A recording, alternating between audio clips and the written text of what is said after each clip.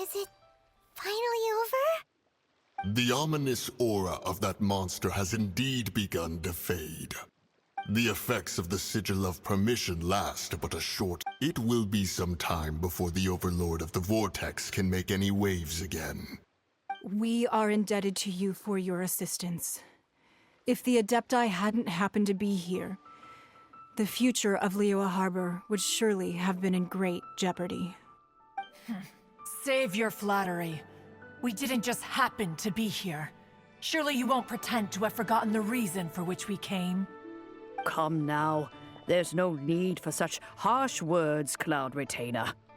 I've heard that when Ningguang began learning to do business, she had already started setting aside part of her then limited income in preparation for building the Jade Chamber. At first, it was only the size of a small room, but with continued expansion, it has become the palace that lies before you now. It is a testament to Ningguang's entire life, both as a businesswoman and as the backbone of the Liyue Qixing. Seeing the Jade Chamber destroyed in the defense of Liyue means much to her. To me, such cooperation and sacrifice deserves at least some recognition, don't you agree? Well, I was really hoping you would say that such sacrifice could at least be used as some leverage in our negotiations. Thank you all for hearing me out. We know very well why the Adepti came here today. But please forgive us. We cannot yield to your wishes. Oh? 3,700 years. According to our records, the Adepti signed a contract with Rex Lapis to protect Liyue 3,700 years ago. Even to this very day, Liyue and its lands have stood the test of time, immovable as stone, just as it was thousands of years before. This is truly no small feat. But that does not mean that the Liyue of today is the same city as it was all those years ago. Do not merely cast your protective gaze upon the land. Instead, focus your sights on our city and each of the citizens that dwell within it. Are you questioning our means of protecting Liyue? I mean no offense. I simply hope that our Adepti forebears would see Liyue in a new light. Forebears, you say? One doubts you would be fit to be part of such a lineage. This morning, Rex Lapis appeared to me in a dream. What? In the dream, I yearned to tell him that we Qixing, though mortal, are equally bound to the contract. Each passing generation of the Qixing leaves many things of value to be inherited by the next generation. I also thought to tell him how the past generations of Qixing had strove under his rule to survive in our mortal world, establishing a network of contracts which has since come to be known as trade. But I dared not speak. I could only gaze at him in silence until the moment I awoke. Oh, Ningguang. Yet another perspective. What are you trying to say, Outlander? Right! That's something that happened in Mondstadt. It's a story about the Four Winds and the people of the Animal Archon. The Animal Archon sought to quell the strife between the two sides, because he believed that such conflict would only scar the hearts of both, and that nothing good would come of it. Each of the 7 nations has its own scars from the past. Though your point is the very height of simplicity. As Adepti, we've become a laughingstock, to be chastised thus by an outlander who has lent us such succor. All right, all right. Didn't Ningguang suggest that we should focus on the city and each of its citizens? I know I already have, so why not see for yourselves? I apologize for appearing in full armor. I am afraid I cannot show the proper courtesies. And who are you? I am Feng Yan, a sergeant of the Millelith. I have come to extend my thanks to the Adepti. I thought this battle would perhaps be my last. But thanks to the aid of the Adepti, our forces were not as badly battered as I feared we might be. Although I am a mere mortal soldier, I promise to hold the line and never betray the grace given to us by the illuminated Adepti this day. Huh?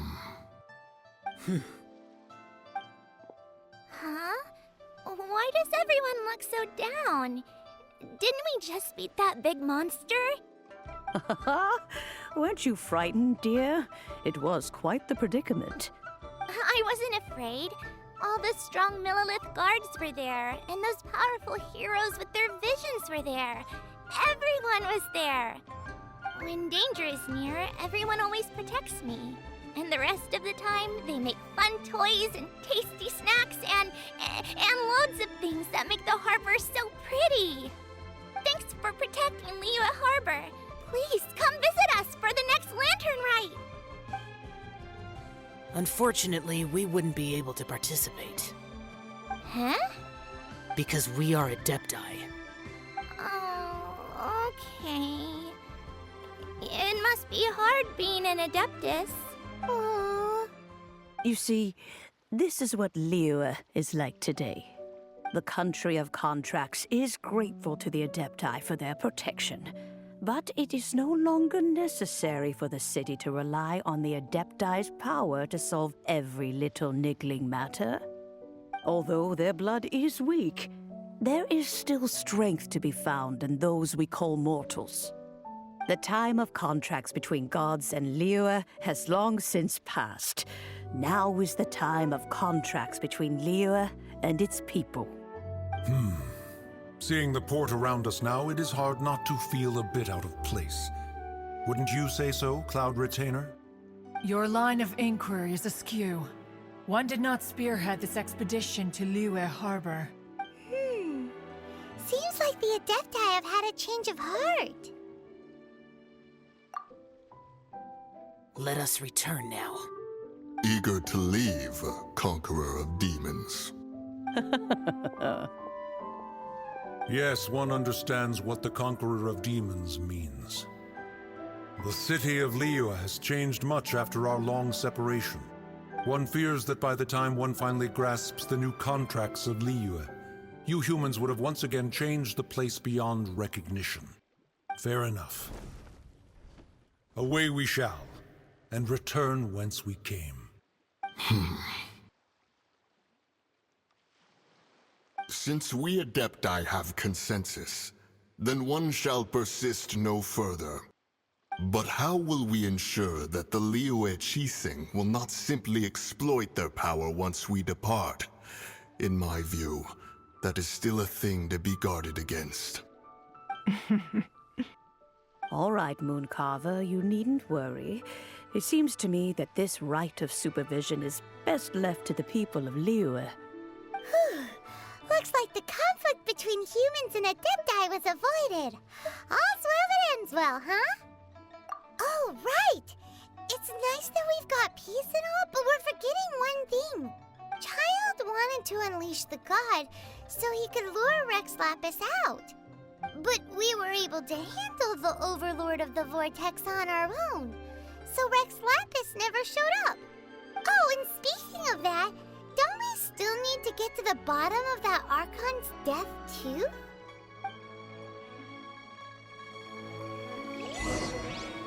Paimon doesn't get it. But isn't the strongest lead we have the Adeptiless Rite of Parting that we're organizing? No idea where Zhongli's gone. Let's ask for him at Wangshen Funeral Parlor.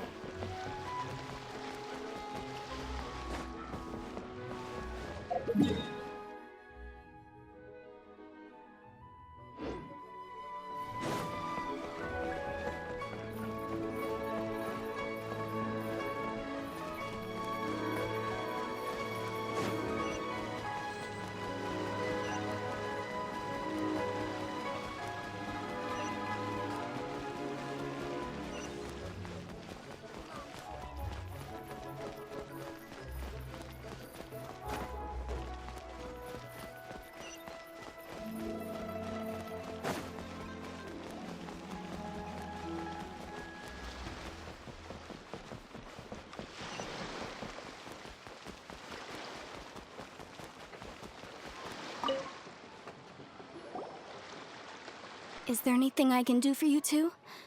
I'm afraid that Wangsheng Funeral Parlor isn't in the best state to receive guests. We've come to see Zhongli. Could you please tell him we're here?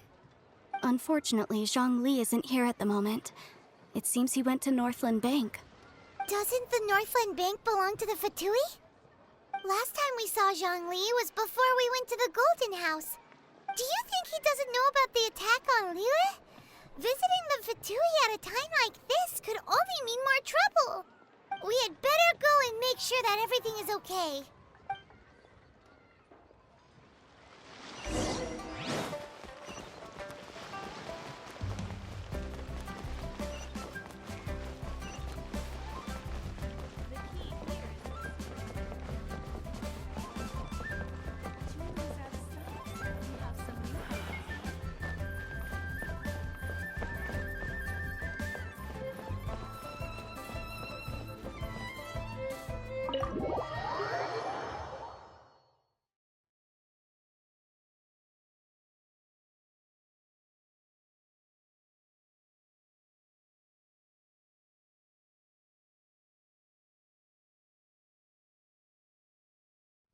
You call this cooperation between Harbingers?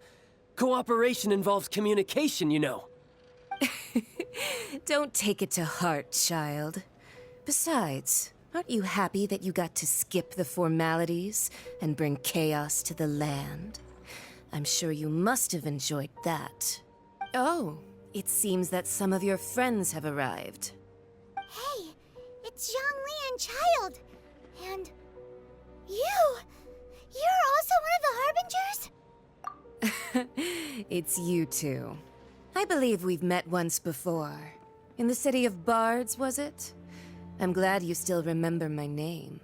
Ah, right. I imagine that it must have been rather hard to forget watching helplessly as something precious was snatched away from your friend. Well, if it isn't you two. This is our first time seeing each other since Liyue was nearly wiped off the map. This is certainly a bit awkward, wouldn't you say? Paimon knew that we should never have trusted a Fatui Harbinger. Oh, now don't say that. Sure, I may have misled you, but I never had anything against you personally. Besides, I thought we were getting along quite well together, didn't you? Except for that little tussle we had at the end. Nothing personal. We just have different views, that's all. Of course, you may very well hold this against me, but that's up to you. The real deceivers here are Senora and Zhongli. Curse them for leading me on.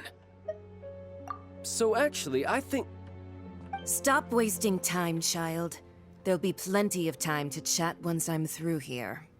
You remember the agreement, Morax.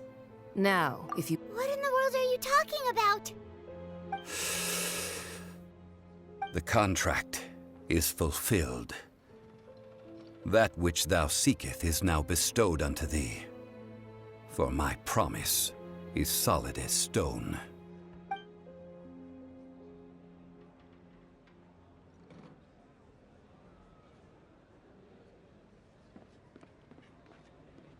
How sanctimonious.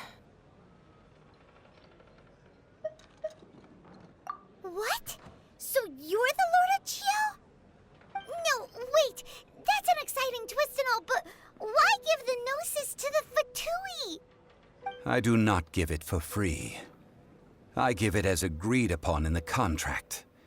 For it is a matter solely between the Tsaritsa and I.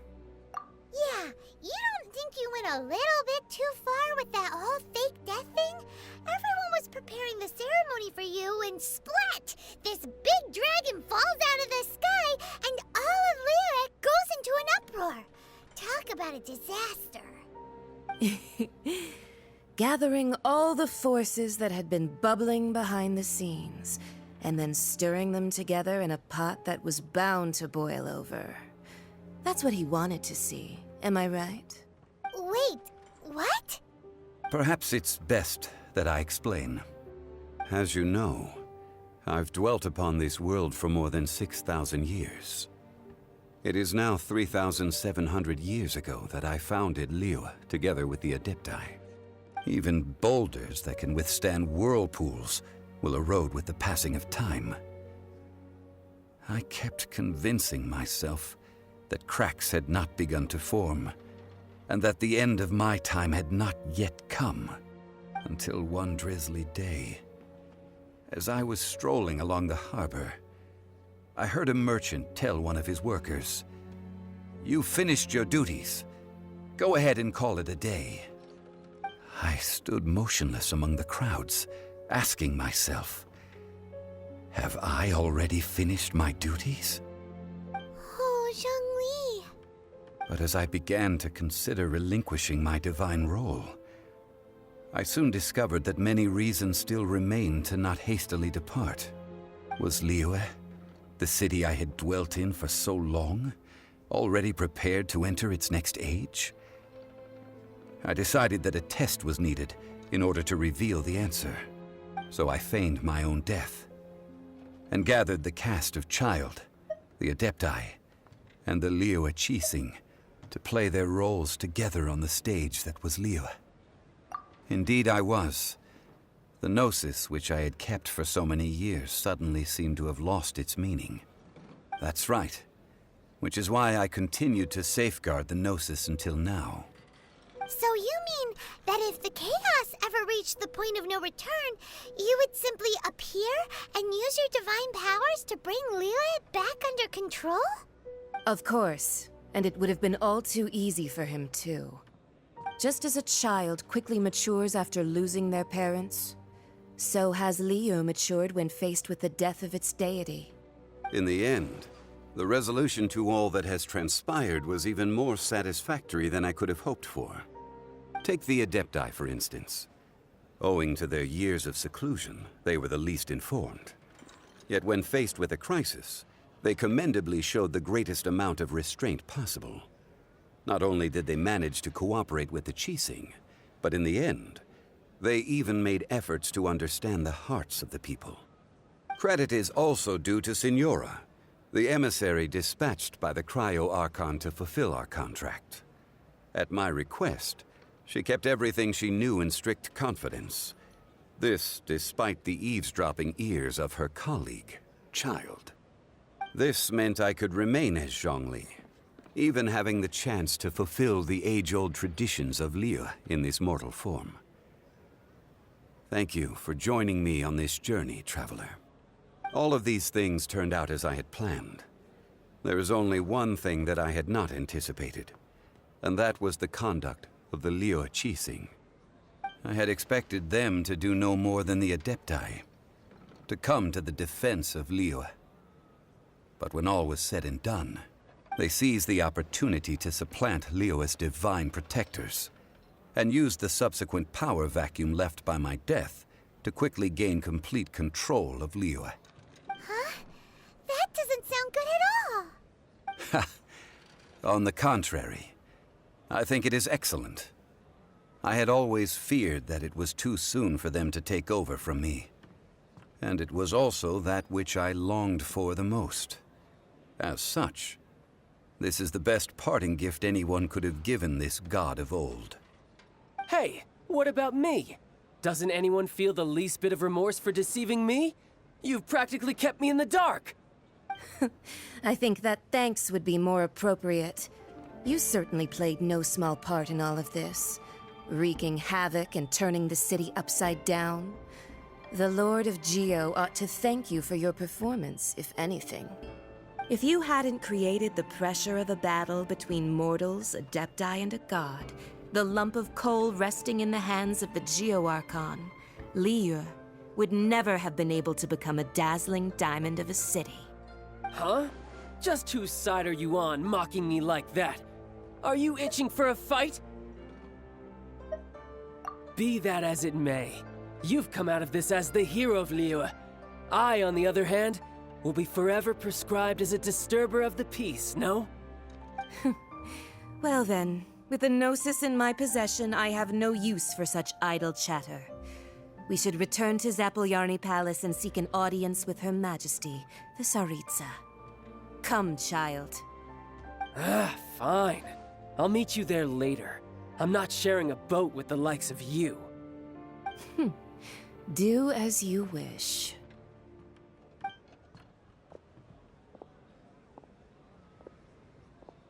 Now then, is there anything else you wish to ask me?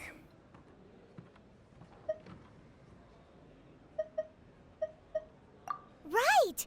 As Zhongli always told us, a good trade is a fair trade. Paimon has no idea what could be a good trade for Enosis. Realistically speaking, there is no such thing.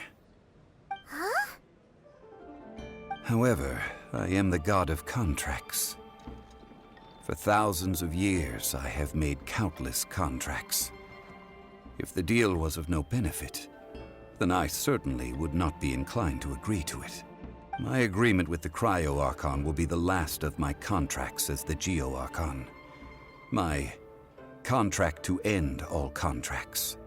As for the bargaining chip that the Tsaritsa used to balance the scales, uncover that answer for yourself in your future journeys.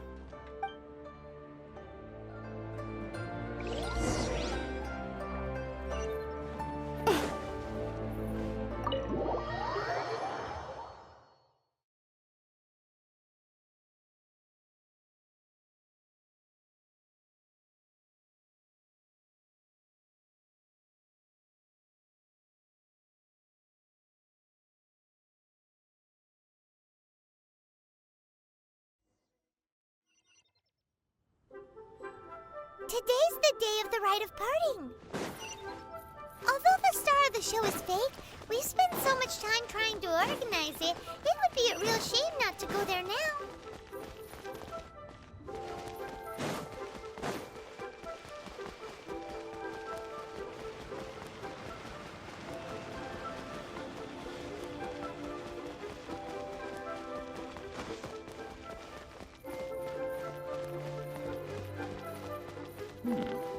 This is a peaceful neighborhood.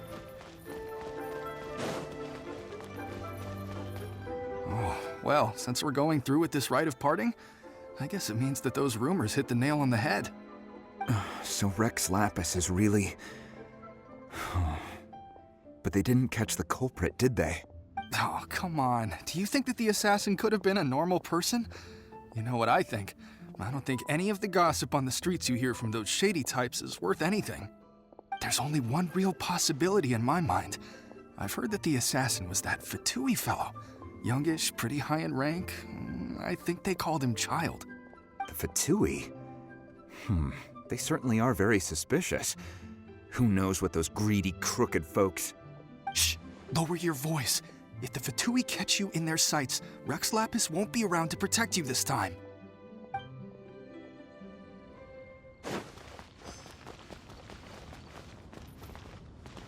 You know that god from the ocean couldn't have just shown up out of nowhere. I mean, it's been 2,000 years since Rex Lapis subdued it. Yes, and to think that this happened right on the heels of the incident with Rex Lapis, too. Say, do you think the person who assassinated our lord and released that evil god might have been one and the same? Now that you mention it, that's very possible. Yes, it's very possible indeed. I mean, it all fits together. That person must have colluded with the evil god to harm Rex Lapis. Oh, that wicked, black-hearted scoundrel. Still, what sort of supernatural prowess must this person possess to be able to do such things? I have never heard of such a person in all my years. Ah, forget it. Guessing's no use to us. Look, the Millelith over there looks like he's about to make an announcement. Let's hear what the Ministry of Civil Affairs has to say first.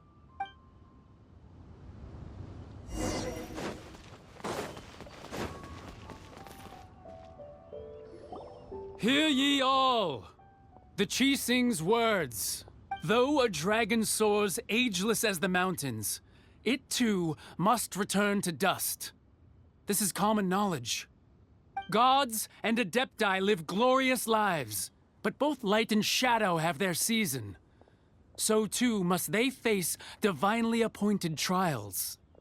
Rumors and hearsay abound on the streets that Rex Lapis was murdered. Now, let the truth be revealed.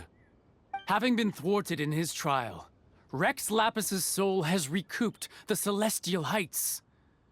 He beseeches the people of Liyue to grieve not, and to let not their hearts be saddened. Nor are they to believe street-born rumors, or indulge in baseless speculation.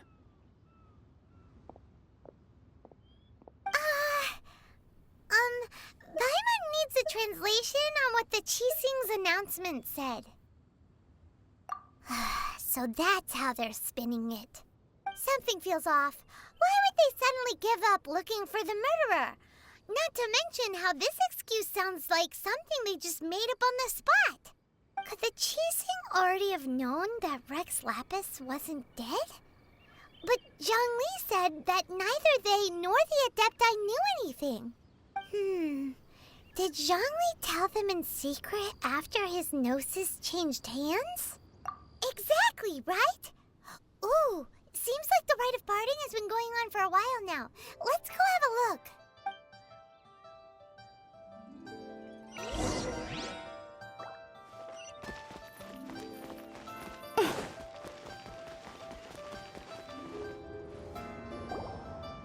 Look, it's Ningguang and Keqing.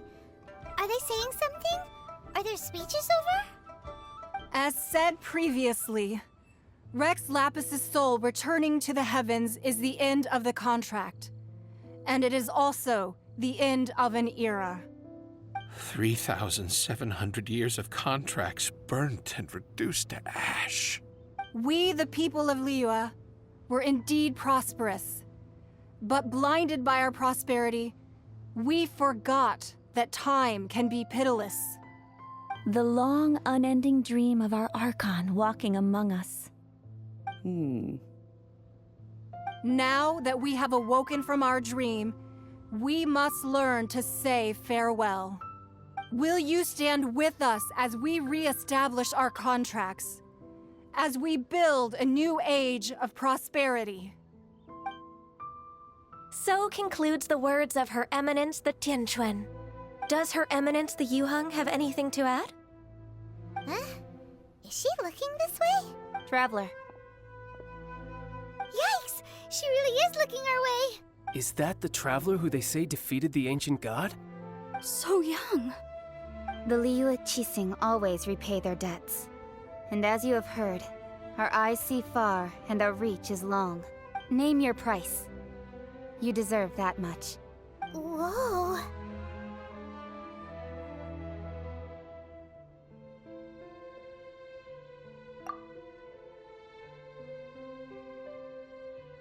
Well, could you help me put up some missing person posters?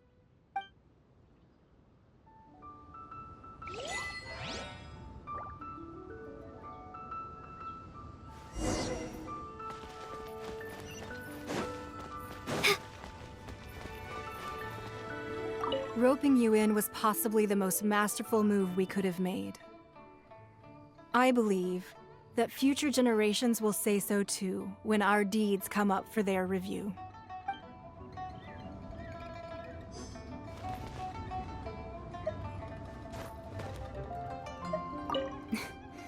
Why, you? Were you just trying to look cool earlier, or are you really that selfless? If you were looking for someone, you could have just told me that in private.